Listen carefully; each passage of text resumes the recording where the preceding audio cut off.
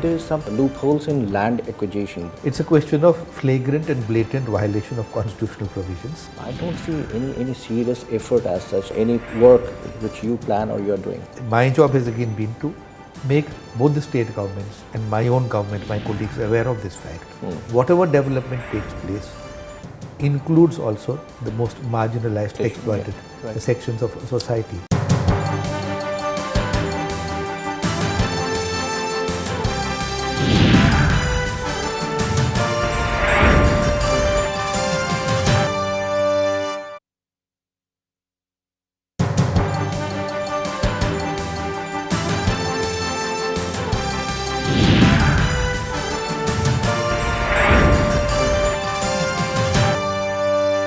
Welcome back.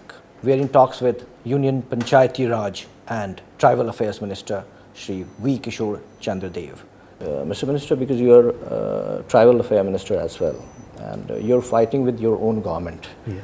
In Setul 5 area, particularly in Andhra, the mining should not happen there in Andhra or 9 states, and you're very aggressive in that.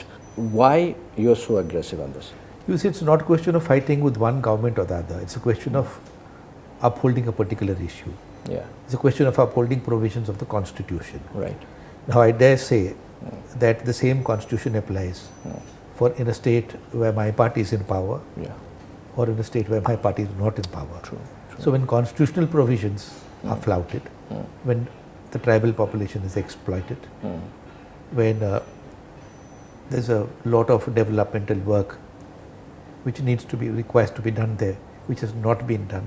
Right. It doesn't matter to me which government is in power, whether it's Congress government or whether it's some other government. Okay. I'll have to carry my mission. Right. So do you think there is some loopholes in land acquisition, because more than 75,000 cases are there in Andhra only as far as tribal areas are concerned and their land acquisition is concerned. Your suggestion, how to make it perfect? Well, I don't think it's a question of just loopholes. It's a question of flagrant and blatant violation of constitutional provisions. Okay. You see, these have all been guaranteed to the tribals under Article 244(1) of the Constitution. Right.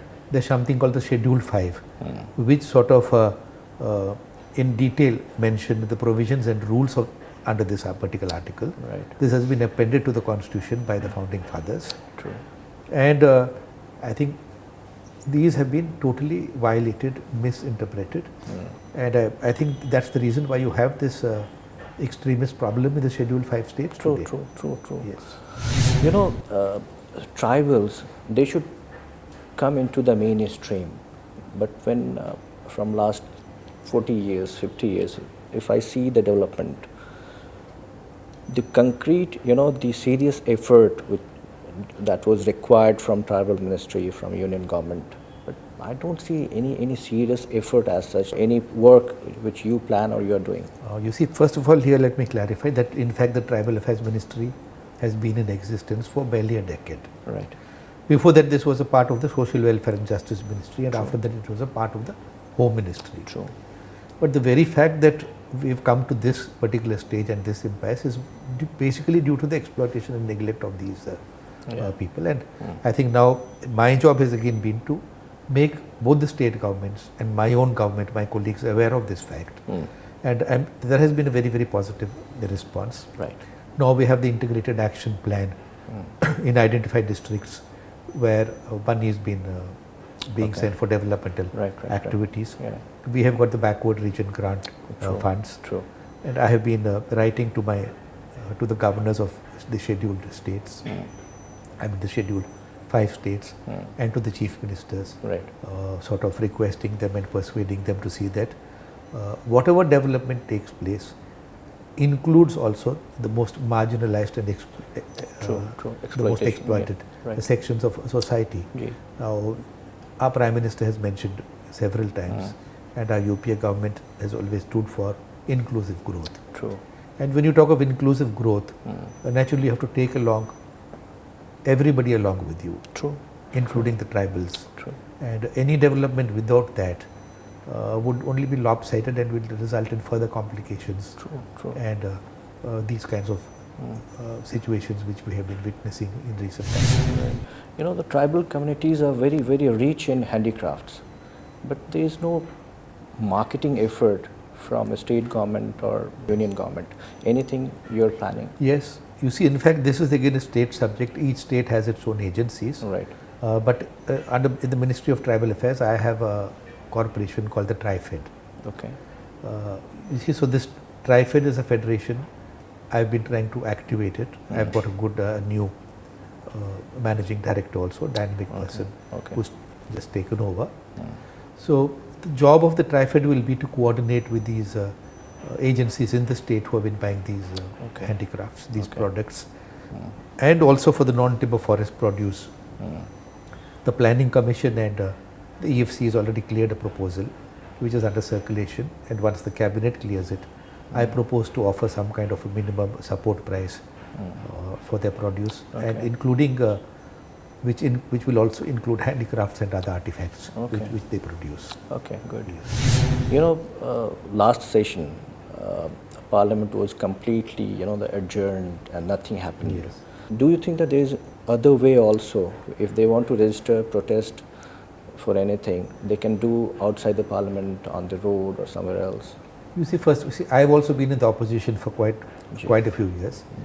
Let me first mention that there is no better forum than Parliament to register your opposition. True. In fact, by participating in debates, if you have strong points, suppose if you don't have points and you want to make a noise, that's a different thing. Right. But if you have a point to make, you see, the opposition would do well to participate in the debates of the House, to make the points with all the strength and material that's available at with them.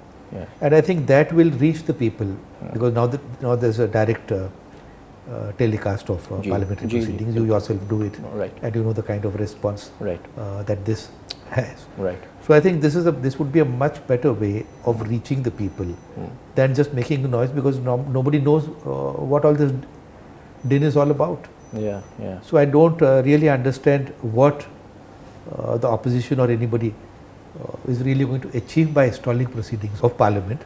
If you really have faith and belief in the democratic process, then I think the least that one can do is to ensure that Parliament functions. Right.